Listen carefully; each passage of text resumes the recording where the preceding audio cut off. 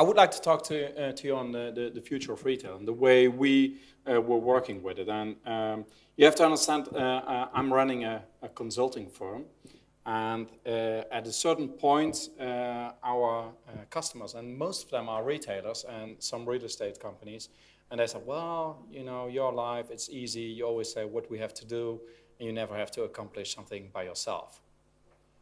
And when people will start talking on that topic every time, then we say, okay, we will open a store. So we'll test, because every time if we say, well, you should try this, and then I say, well, you don't know what you're doing, and you don't know what you're talking. So we started our own store. And basically, the reason that we did it was based on two what-if questions.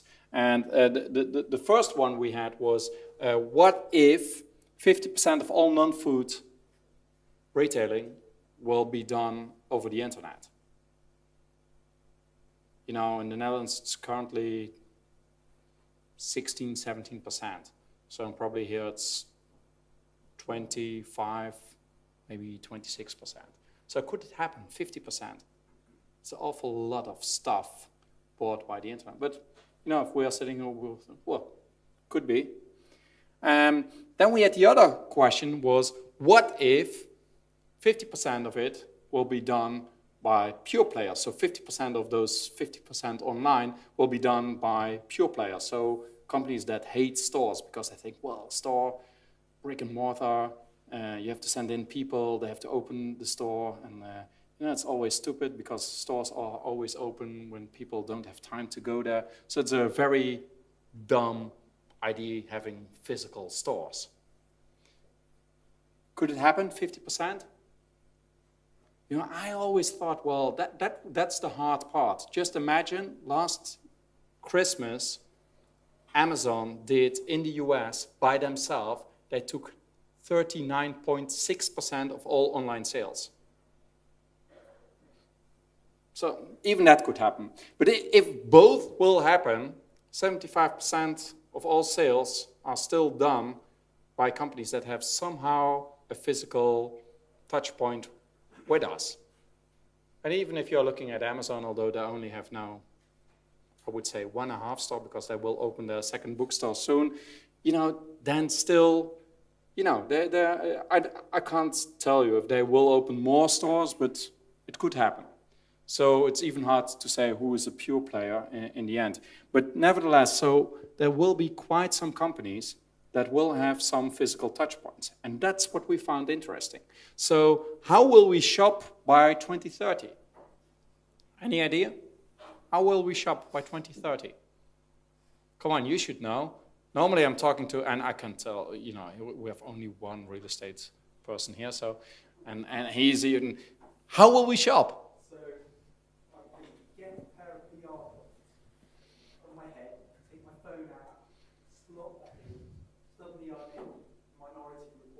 Yeah. Going along and like, oh yeah, those shoes are going to get there. I'll have access to my checkout. Yeah. Yeah, and then I'll go. Okay. When can we try it? But you know, there are, and it's interesting because we thought, well, this is a very good question. But even for us, it was hard to make those ideas as you are just talking about. So that's very hard. So what we thought is, maybe we should ask people that maybe know. So what we did, we asked youngsters that are currently in schools. And so first we went to school, because in the Netherlands, I don't know how it's here in the UK, but in the Netherlands, you are not allowed to do research among people from 12 to 18 years. So 12 to 15, we are not allowed to do research. So we have somehow an agreement from 15 you can do research. So what we did, we went to schools and said, well, do you still have those write-ups, those 2 to 4 pages that people have to write a write-up on a certain topic? Yes, we do. So, well, great. Could we do one on retailing? So, well, is it research? Yeah, it is research, but what we can promise you is that we will grade them all. And then all schools said, yes. So we graded them.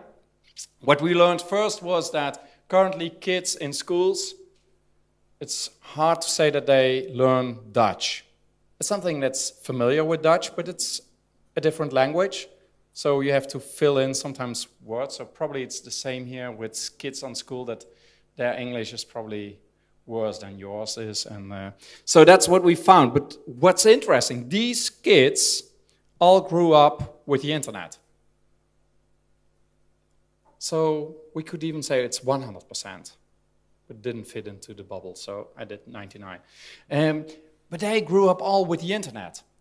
So how will they shop in the future? Because we asked them, can you make a write-up how you believe people will shop by 2030? And then everybody was asking, yeah, what do you mean? Online, offline, shops, not shops? So I don't know. Just make a write-up. What you think will be the future of retailing. How do you get stuff? So what did they tell us? You're out, because you know. You still know or not? You still know the number that's popping up or not? But it's interesting. It's 69% said, we believe we will shop offline. So we'll prefer shopping offline. But what is shopping offline? What is shopping offline for those kids? Going into shops. But it's not transacting. Can be part of it, but it's more attraction than transaction. So for them, going to shops, it's not necessarily that they have to buy the stuff in that store, but they could also buy it later on online, could go there, pick it up, but also meeting. And so what we found is that, and we tried to rephrase it, because this is not the statement they gave to us, but what we tried to do was to rephrase it, and also what we did later on is that we did online research and also among baby boomers and Generation X. And if you are thinking of why is Generation X not in your slides, because they are exactly in the middle. So but the big differences are between the baby boomers and those millennials. And if I'm looking at the millennials, then you can see that they are thinking of stores as a place, as a playground for brands and products. And it's they are thinking more of that so that you can try stuff, that you really. And I don't know if you are familiar with The Purge in the US. It's a DIY store. And if you want to buy a hot tub, or you want to buy a dry cleaner, you can go into the store, take all your laundry, you can wash it first in a washing machine, and then later on you can try it in a dry tumbler. And if you think, well, that's a good one, then you can buy it. But also you can try saunas, you can try showers. So if you really would like to buy a real rainforest shower, you know, it's stupid if you buy one at B&Q, you install it, and then later on you are saying, well, this is not the rainforest. So in that store, The Purge, you can go in there, you can make a reservation for that area, so you're private there, and then you can try everything in the real world. So that's cool. So that's also what, and this is an example from Germany. It's in Cologne, and here you can try at Globetrotter. You can really try a canoe, and also diving equipment. That's not possible online, not yet. You know, we are getting there. Another thing that I said is that they believe that it will be a place where people would like to meet. So that's also a way, it's really a perfect hangout. So that's the new retailing. And that's also, in some countries, you can see it already, that also that the fusion of different sectors is possible. Now in the Netherlands, we created a very Dutch word for it. It's called blurring. I'm looking everywhere in the world for blurring, and nobody knows what blurring is. But It's fusion retailing, so it's that restaurant type of services are combined with retail services. And maybe this one is the most interesting one, because if you're looking at this one and you're looking at the statement made here, in what way would you agree that the customer decides and not the retailer when to buy? Do you agree to it? Is this would you agree that we as customers can decide when to buy? In most cases, just if somebody now would like to buy something, and you would go out into Brighton, probably now we are around the time that everything is already closing or not, probably. So, but for the youngsters, they really believe this is very important. But the interesting thing is, if you're looking at the results on the baby boomers, it's interesting. They even don't agree to it. So, well, it's logic. You know, they need the spare time as well, those poor retailers. So they can have an evening off or a Sunday off. So that's interesting. So and this is moving extremely fast. If customers are becoming your promotion, that's something I don't have to tell you, but some of those baby boomers you still have to explain. And that also that reviews are becoming more important, so that what peers think and feel is becoming more important than the promotion by the company itself. And then this is a very interesting one, because everybody would agree to this. It's the story that sells, not the store. But this is the hardest part, and this is also what we found in our store of the future, is extremely hard.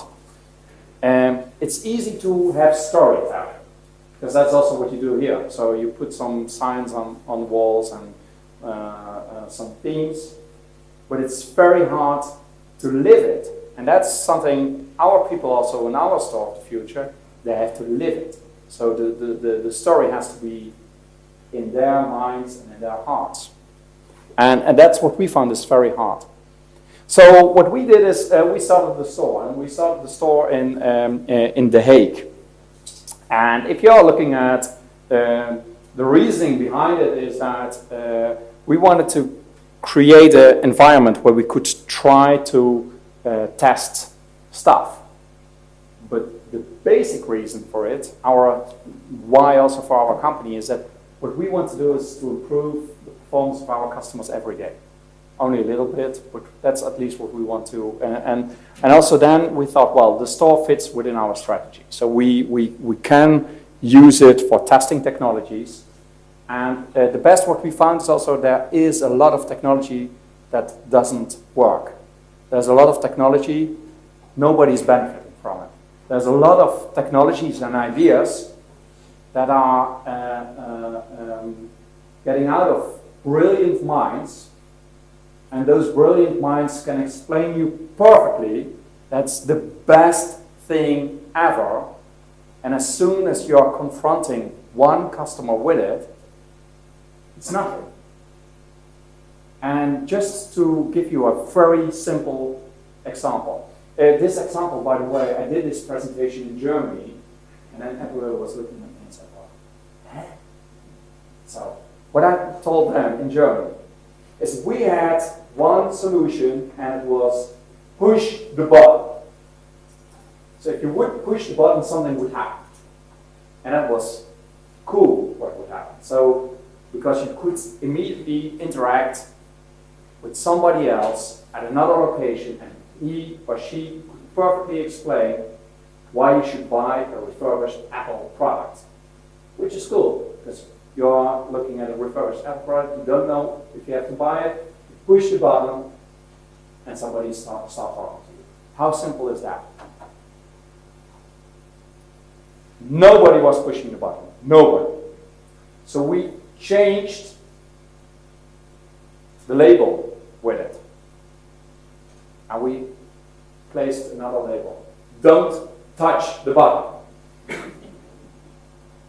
was working. That's simple technology. So then the Germans were looking at me and said, well, why did they push the button when you said don't touch the button? Because you're not allowed to touch it. So, well, that's the Netherlands, and probably in Germany it works another way. So they obey and we don't, so that's probably so. So that's interesting, and sometimes it's very simple. So we had also another solution I can show you later on that where you had to move a box, and first people didn't understand, and then we had a red sign, move the box, and people start moving the box. So people have to understand what you are doing. So what's the store? The store is 350 square meters. That's 2,800 square feet or something like that, probably something like that.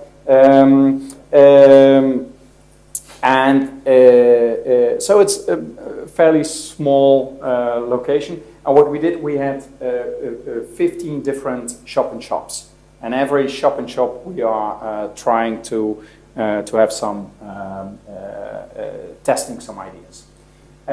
We are working with many partners, and it's still sad because one of our most important partners, we are never allowed to put them on the sign, but CV and his team is helping us, but we are really very happy that you're supporting us, but nobody can see it. I will skip these because I really would like to take you into a little bit of a deep dive in some of the examples. What we are trying to do is being a retail innovation lab. So we are taking feedback from customers. And you have to imagine that this store is in a real shopping center, and we are visited on a daily basis between 150 and 250 customers. And about 80 to 90% of them are just general public. When we started the store, we thought, well, we would take 25 to maybe 30 visitors a day, and that's also how we sold the project to you. So, well, it will be all business to business. But the interesting thing is that real customers, consumers, are getting into the store, and that's interesting. So we can do a lot of research, and we are asking a lot of feedback. And we get also lots of student groups that are joining us. So just to give you some ideas of what we are doing is, let's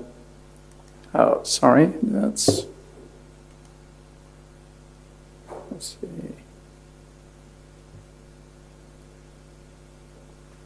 So one of the companies we are working with is a German company. It's My Muesli, and obviously they sell muesli, but you can mix your own muesli. So you can. It's originally an online player, but they started to have stores. And now they have in Germany about 30 or 35 stores. And what they do is that you can really mix your own mueslis. What I found out is that quite some people start buying mueslis that were mixed by other people, because they gave people the opportunity to, if you had created your own muesli, you could put them on the website. And then somebody else thought, wow, that's cool muesli, so I will buy it. So now they have in-store premixes. And that's something that we found interesting. And what we just developed in our store now is an app, how to find out again what muesli really fits your needs.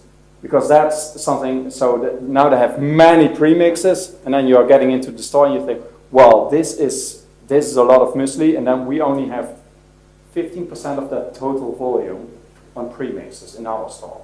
So it's very hard to find. So what we now did is like a Tinder-like app where you can swipe, and then you shake it, and then you find your muesli, and then you can buy a premix. So that's so it's totally the other way around, because now you're not mixing yourself anymore, but still you can find the muesli that fits your needs. Another one is that we are working a lot with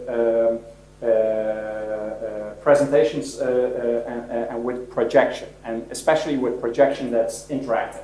So this with Adam together with Adam Underwear together with White Table. And what we did is that you could select different type of products, and then you could see how they show up in real life. And this is an interesting one. Van Haren is also here. It's the company is it's a German company. It's Deichmann. They have stores here, and it's a shoe retailer. And what we were thinking of is if we could make a proposition where the size bow is never broken, because what we found out by research is if you are buying shoes.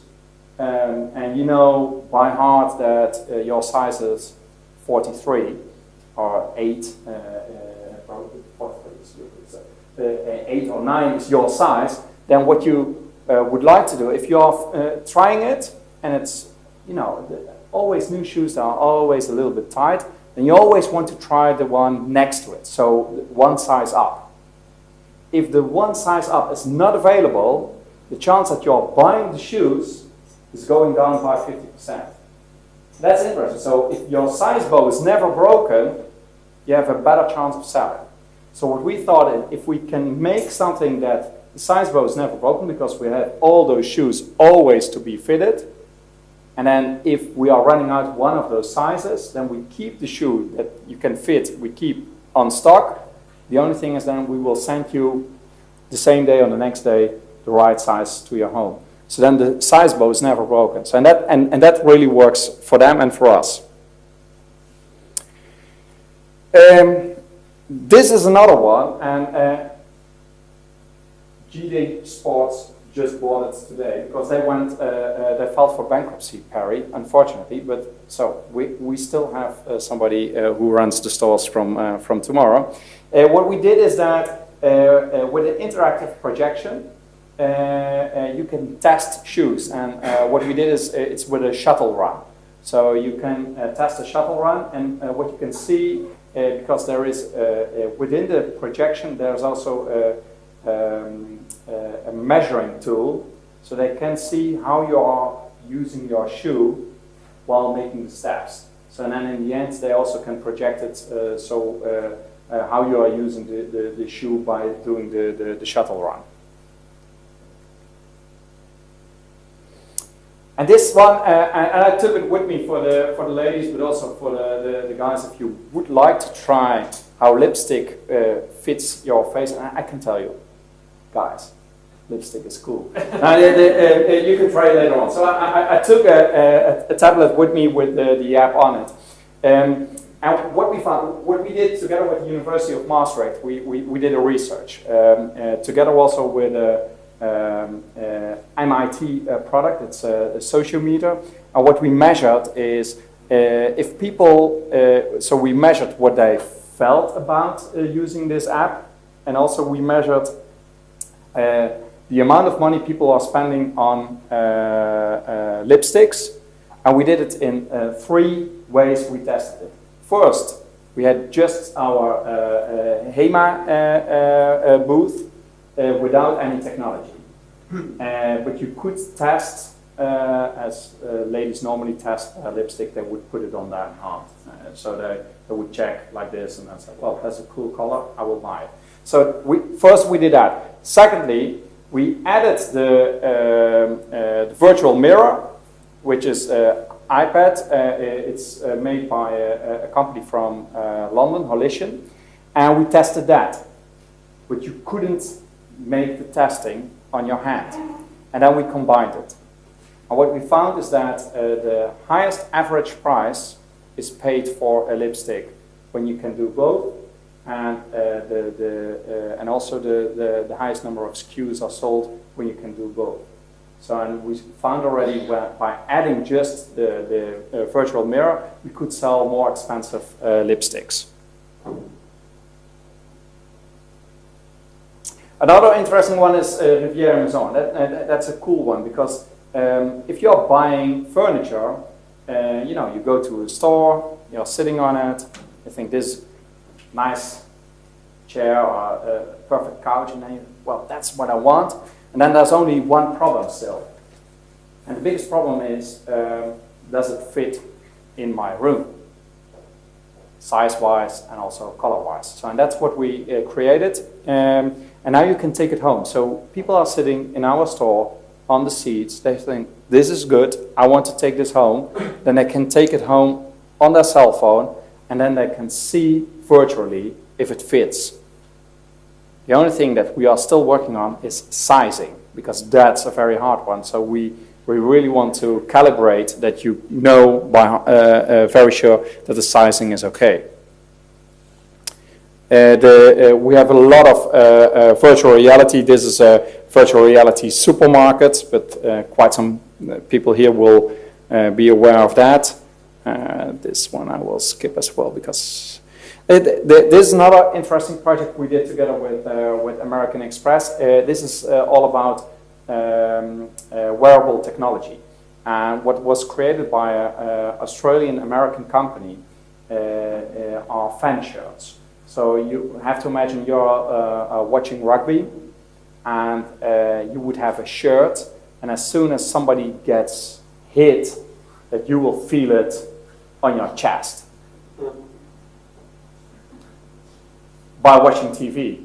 We also tried it in a stadium, and in a stadium it doesn't work because your emotions, there are already so many emotions that you even don't feel it that it's happening. So if you are at home, then it's working perfectly. This is a Canadian company, and they created a bicycle which has a automated gear shift. It's not an electric bicycle, but it has an automated gear shift. So if you're riding the bike, it automatically shifts. Like if you, maybe some of you are lucky, have an Audi with a DSG, that's the same, but then on a bicycle. And it's interesting. So what we tried to do is that people could get the experience while being still in store, so that we don't have to look after where's the bike going, because everybody would steal the bike, because that's our natural habit in the Netherlands. So that's what we want to fade out. So and it's quite funny, because this is you're riding your bike in the city of Breda, but at a certain point, those guys who created this VR tool, they made a very funny joke, because at a certain point the street stops and then you're falling down. And that's funny, as soon as you're getting it. So firstly, we didn't tell to people, but you really shouldn't do that, because that's very tricky. I will skip this.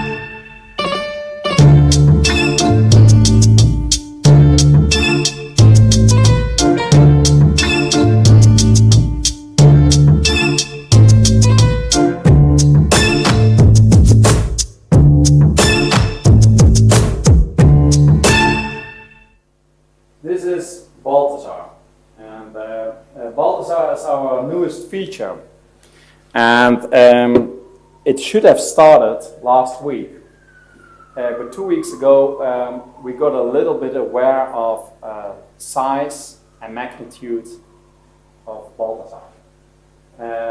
So first they told us that we should measure our store and see if it could fit in there. So we did. I know I'm challenging you because this is the metric system, but it's 4 meters 30 long, 240 wide and 260 high.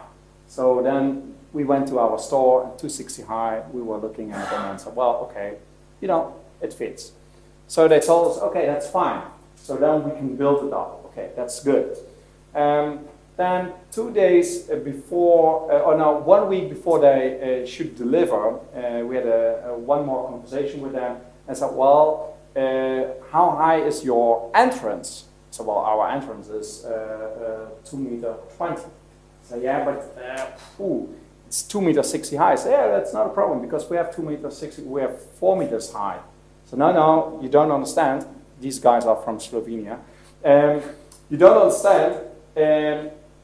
You need an entrance of 260. So, ooh, that's hard. So, but then we phoned with our landlord and said, well, can we take out the windows? So, of course, we can take out the windows. We'll get some cost involved, but we can do it. So, we managed everything to get the windows down. So, one day later, the guy phoned me again and said, well, the guy from the landlord phoned me and said, well, how does it get into the shopping center? I said, I don't know, and I don't care. It's your problem, it's not my problem. I know paying for. So yeah, but we don't have entrances of 260. Okay. So then we had to find another location. And we found a location within 48 hours, which was good. And then the new landlord phoned me and said, well, and it was in the city of The Hague, in the city center, at a prime spot, and we could get it for 1 month for free. So that was perfect. So then the new landlord phoned me and said, well, Frank, do you know what is the average weight per square meter? I said, I don't know, I will phone them.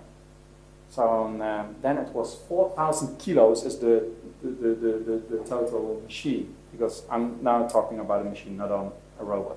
It's a full factory. And what does it? You can create your own cosmetics as you want on the spot.